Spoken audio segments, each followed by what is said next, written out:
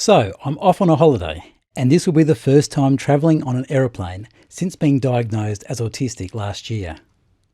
So, why not come with me and experience some of the challenges of travelling as an autistic adult? We're all going on a summer holiday, no more working for a week or two. Fun and laughter on a summer holiday, no more worries for me or you for a week or two. Enough of that rubbish. Hi, I'm Phil, a late diagnosed autistic older adult, and it's my goal to advocate for autistic adults, especially those of us diagnosed later in life, by sharing my experiences and insights as an older autistic bloke. So this time, I want to share some of my experiences almost in real time of what it feels like travelling as an autistic adult. By this I mean I quite literally wrote this podcast while sitting on an aeroplane flying home from a brief holiday on Australia's Sunshine Coast. So these are some of my experiences as they happened. Now, I didn't record this on the actual flight, as that would have been, well, just a bit weird. So as I read back my thoughts, you will just have to imagine I'm sitting squashed in economy class at 39,000 feet. But the first thing I want to talk about is the Sunflower Lanyard. The Sunflower Lanyard was introduced in 2016 at Gatwick Airport to help individuals with non-visible disabilities signal their need for assistance in public spaces.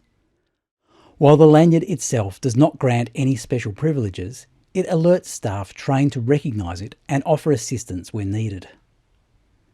These disabilities may include things like chronic pain, dementia, hearing loss, low vision, mental health challenges like anxiety, as well as learning differences, and of course autism and other neurodivergence. The Sunflower Lanyard has been adopted in many countries across the globe and across many sectors including travel, healthcare, and other areas like education and retail. They can be purchased directly online from the Sunflower website and even Amazon. But I picked mine up at the Melbourne Airport information desk, where they were very happy to give it to me for free.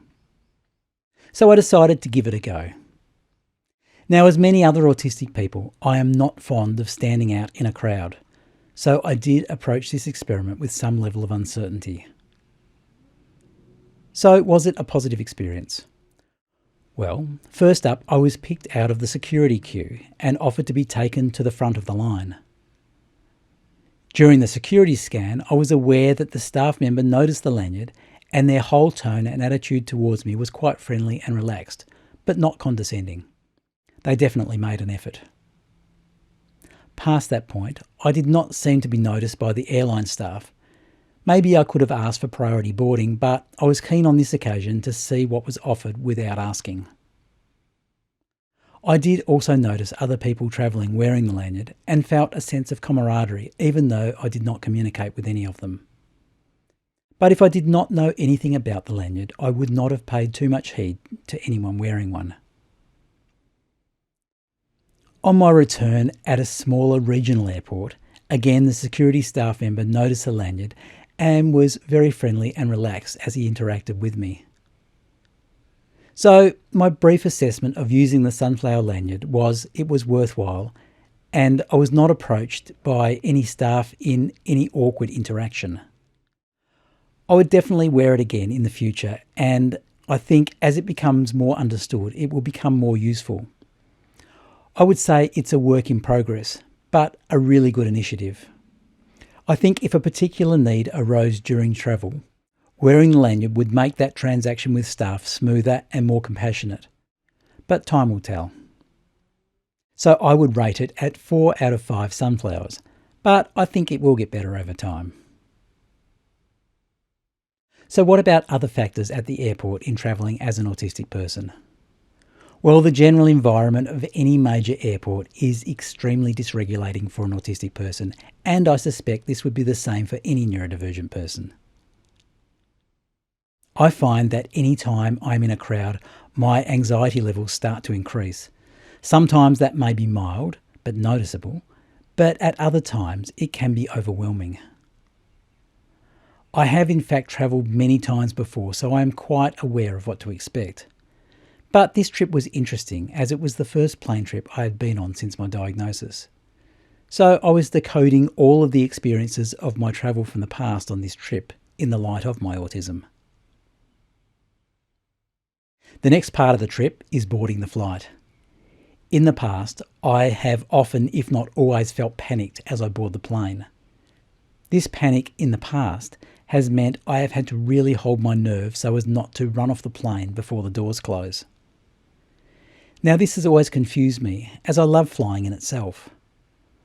What I now understand is that this overwhelming feeling is not about any fear of flying or even dying as such, but is actually a response to being squished into a tight space with so many other people, and as such is probably more an autistic expression of social anxiety combined with a big hit of sensory overwhelm.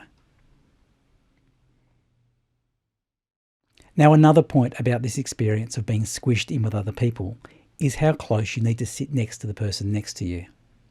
In fact, as mentioned, I am writing this script on the return flight from my holiday. At this moment, as I write, the person next to me has their arm on the armrest and their shirt sleeve is lightly brushing against my arm constantly. This is causing me very high levels of sensory distress, and I can feel the overwhelm starting to rise. I'll keep you posted on how this progresses as I continue to write. Now, as I say, the flying itself is not an issue for me, but there are many other aspects that can cause overwhelm. The constant noise of the engines is the obvious one, not to mention the crying baby 2 rows away. The obvious accommodation here that I now use is over-the-ear noise-cancelling headphones.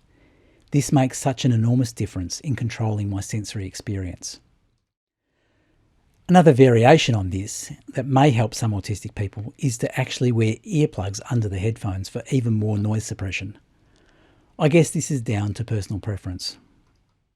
But at the very least, I would advise wearing good quality earplugs if noise-cancelling headphones are not available to you.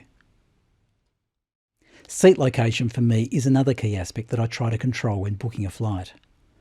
I always select a window seat, as one of my special interests when flying is to visually track the plane's location by observing geographical features and landmarks. Looking out of the window, I also find it gives me a feeling of space to distract me from the overwhelm of the people around me. Others may prefer an aisle seat so as to be able to move more freely, but that again is personal preference. But getting stuck in the middle of a row between other people would be beyond my overwhelm limits, unless these people are known to me. Food is the next key item. To that end, as always, I make sure to travel with my own food, especially as I am coeliac. But as I'm sure most of us are aware, many autistic people have strong food preferences, so travelling with safe food can be comforting. Now, on a slightly different track, I've just been to the airplane toilet, and this actually gave me a real sensory break from Shirt Sleeve Man. Also, being able to step into a space with no other people was really great. Actually, sitting there, I also found the plane's movement and vibration to be a sensory positive experience. So I could have stayed in there much longer as a nice little break, but that may have made me a little unpopular with the other travellers who were waiting with their legs crossed.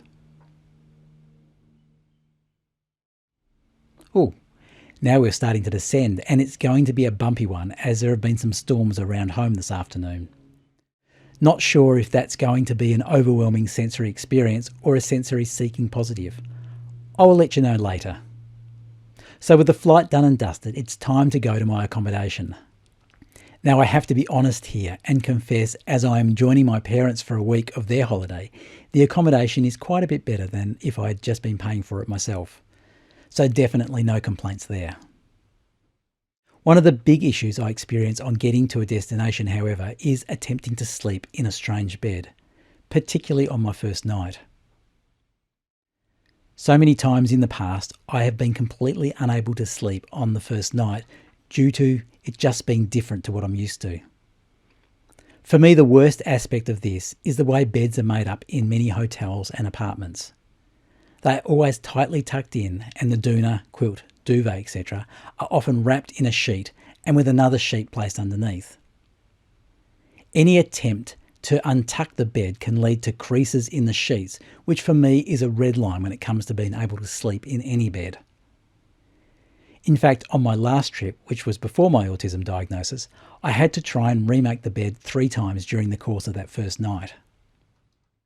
This time, however, I just completely stripped the bed and remade it in a manner that I could tolerate from a sensory perspective. Definitely not tucked in and with no creases in any of the layers of sheets. Also with no loose ends of sheets either around my feet or my head. Now another point here is that often hotel accommodation means that housekeeping staff come in and change the sheets and remake the beds daily. This is the worst outcome, as the last thing I want is for someone to undo all my hard work in getting the bed set up for my sensory needs. So I always leave a large note on the bed requesting it be left alone. This was not an issue on this trip, as the apartment we were staying in was not serviced during our stay, which was great. And then of course there is the challenge of eating away from home as an autistic person. Like many autistic people, and as we have highlighted during the flight, I am someone who cannot tolerate unfamiliar food. And while I am pretty careful not getting caught out with food, sometimes it just does not go quite as expected. A few days back we ate at a cafe and I just ordered hot chips, fries, as that is predictable. What I was not expecting was the fact that they came covered in herb seasoning. Ugh. So every chip then had to be completely cleaned of the extra bits and pieces, which embarrassingly left a rather large mess on the table. Now generally I only travel to places where I know I can get food that is compatible with my autistic eating. But in general on this trip food was very controlled, and as my parents share many of my food sensitivities, we were able to cook meals that were suitable for all of us. Now, as I alluded to earlier, I am not fond of crowded public spaces. To this end, even being on the beach can feel a bit overwhelming if there are lots of people and particularly noisy children around. When I'm on holiday at the beach, I find I will walk long distances to find a nice deserted beach, or one that is better in some other way than the popular crowded one. In fact, I find when away, I walk very long distances as part of my routine. On this trip, my parents had their car with them, so my daily routine involved being dropped off at a beach down the coast and spending the day walking back, stopping at various beaches for a sit or lunch or a swim, etc. And as I did this almost every day, I actually walked about 120 kilometres over the 10 days, which was great. As an autistic person, I tend to find that my focus when away might be slightly different to some other people. As I mentioned, I like to walk and move almost constantly. Even when it might be perfect just to sit on the beach, I find after a short stay, I need to move along and keep walking. But I wonder if this might actually be a bit of ADHD creeping in also. Apart from my day walks, I often like to walk at night and maybe take night photos of the beach or sky or water. But then, as with most people, just getting some winter sun as a recharge is also high on my agenda. So maybe not too different from other people after all. So in summing up, I do like going away on holiday, but there are many aspects that I find can be overwhelming to my autistic sensory nature. And further to that, I also find that I like to go back to the same places as I find comfort in familiarity as an autistic person. I also like to go back to my established holiday routines, like walking for instance. So just as a recap on Shirt Sleeve Man, he did eventually move his arm from the armrest, and I put my jumper on, both of which helped that sensory situation. And going back to that turbulence I mentioned on the plane, it turned out not being too bad, so I found the plane's movements as we descended into the airport not too overstimulating. But if you are travelling with an autistic person, be aware that every autistic person is different. So where one may be quite okay with the feeling of the plane's movement, another autistic person might be overstimulated by that same movement and thus need some form of sensory regulation. That could be in the form of listening to music or using fidget toys of some kind, but it might also be that they need to vocalise through echolalia or palalia, or even move their body in some way, which can be challenging in such a tight and crowded environment. Many of us can suppress or mask these stims to a limited extent, but remember that too much suppression may lead to a shutdown or meltdown, whether that is during the travel or after. So finding a way to stim at some level in this situation is probably still a good idea. And just a quick closing note. Where Trish and I live, we are right across the other side of Melbourne from the airport, but we do live on a hill, so we can see the airport in the distance. And Trish even managed to snap a picture of my plane as it came into land.